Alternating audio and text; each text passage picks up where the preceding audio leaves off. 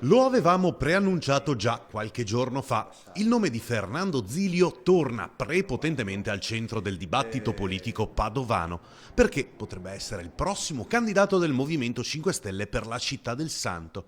Il numero uno della Camera di Commercio, contattato al telefono, non smentisce, precisando che per il momento di concreto non c'è nulla, ma mai dire mai. Se verranno anche da me, come scritto sul giornale, questo movimento, risponderò anche loro e poi insomma, si fanno i ragionamenti, ma come ho fatto con gli altri senza nessun problema.